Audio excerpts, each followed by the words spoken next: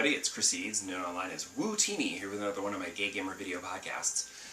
This week, as I promised last episode, I played Concrete Genie, and I really enjoyed it. The basic premise is you're a young boy named Ash who used to live in this, I guess he lives, I don't know where he lives. It's not entirely clear from the story. But there's this fishing village that used to be wonderful and beautiful and scenic, and now it is overcome with darkness, and everything's just yucky and grim and gross, and now no one lives or works there, and it's home to a bunch of child hoodlums who enjoy bullying Ash, and at one point they steal his sketchbook and scatter the pages, and it's really horrible.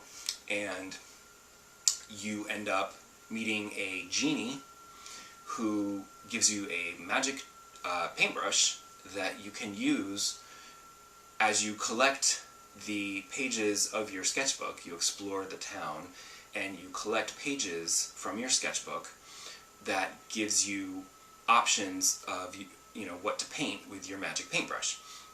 And you can create these genies that have different powers, and you paint them on the walls, and then they come to life, and then they help you solve puzzles. And you have to avoid the bullies while doing this because, they're horrible. And I will say this about the story: the bullies are really annoying and irritating, and I hated them all. And then, of course, things happen in the story, and I was like, oh, they're going to try to make me feel sorry for these kids. They had traumatic childhoods, and that's why they're bullies. And I'm just like, ugh. So, that was kind of annoying. I get what they're going for. It's all, everyone love everybody, let's all be nice. But it hit a nerve, like the bullying scenes in the first part of the game, before they start to try to get some understanding going. Those bullying scenes were just, I didn't like them. But overall the game is a lot of fun, and you explore collecting sketchbook pages and stuff, and painting all over the place, and bringing light and color back to the fishing village. Unfortunately, it takes a bit of a turn, like 3/4 of the way through the game, and after a cutscene on the loading screen, it said, hint, press R1 and you left stick to dodge. And I was like, dodge what? And sure enough, when you come back, for the last quarter of the game, maybe less. It didn't feel like it was that much of the game, but there's combat all of a sudden. Now you have to fight enemies with your paintbrush, and you have to dodge. You have to shoot colored paint blasts at them, and you have to use a little strategy here and there. It wasn't hard, but it was a little bit of a whiplash. Because I thought the game was one thing, and then all of a sudden at the end they're like, no, we have to make this more like a traditional video game with some combat and action. Because nobody's going to want to buy a video game where all you do is run around and solve puzzles and paint pictures. Except I would love a game that was just running around and solving puzzles and painting pictures. I was very much enjoying that game until it became a different game for the ending. So that was not, I was sort of annoyed at that. Thankfully, like I said, it's only the very last part of the game, and it wasn't that hard. I did have to redo the final boss battle a few times, because, the first time I didn't really know what I was doing, and then the second time I knew what I was doing, but then he got the drop on me, literally, he literally dropped on me, and that killed me.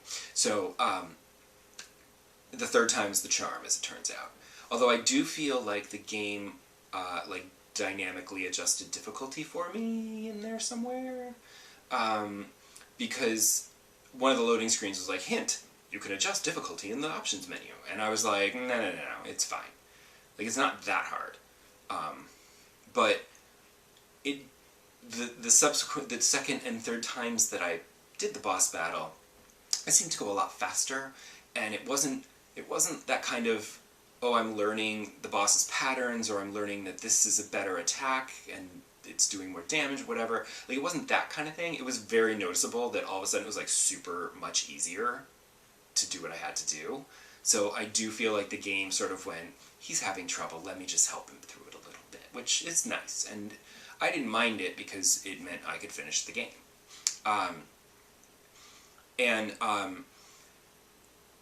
There are other modes, like I finished the story, and right now I've gone back and I'm just trying to like pick up all the rest of the collectibles if I can, but I'm running into some trouble there because there's some sketchbook pages that I just am not finding, and because this was a small indie game, there's not really much in the way of walkthroughs. There's a lot of videos, but videos are not always helpful, so I'm like, But, like, I just want print that I can scan on, just read and scan. I don't want to have to fast forward through a YouTube video and have to stop every 3 seconds for another ad. But there are other modes. There's a free paint mode that I haven't tried yet, and there's also a VR mode that I'm very excited to explore, because I love my VR. So that I think that'll be fun, like maybe some three-dimensional painting, that could be cool. So I'm not sure how much longer I'm going to try to find those collectibles, because I think basically what's going to happen is, after I try the other modes, I'll check the trophy list, and like basically if collecting the sketchbook pages is literally the only thing that's keeping me from platinuming the game, I'll put some effort into it. Because normally I don't care about trophies. I've only platinumed 2 games, ever. One was No Man's Sky, and that's because I platinumed it because I played the hell out of it, and did everything that they had for you to do. And then they added some when they did updates, subsequent updates, there were additional trophies added, so now I'm not at 100% anymore on No Man's Sky, because they added trophies for things that are like, well, I'm never going to do that. I don't like doing that, so I'm not going to do that. But I still kept my platinum trophy anyway. And then the other one was Beyond Blue, where I literally had 1 trophy left to platinum the game, so I said, okay, let me find that one last fish in this one area, and I actually scoured that area until I found out where that fish was, so that I could get that. But normally, with video games, I'm usually at like 70% or so, because there's always a bunch of trophies that are skill-based, that are just going to be a pain in the ass to try to get, or they're like multiplayer, and I don't do multiplayer, so there's always like a bunch of trophies that I'm just not going to get. Or also there's some games where there's 2 trophies depending on the choice you make. So if you make this choice, you get that trophy, and if you make that choice, you get that trophy. So like Mass Effect games and stuff, there's like a whole bunch of trophies that I never got because I didn't play the evil route. I played the good route. So, we'll see what happens. So come back next episode, and I will have some thoughts on Concrete Genie's other play modes, probably some first impressions on Control, and I'll let you know if I came close enough to platinuming Concrete Genie to actually make the effort to do it. To be continued. Bye!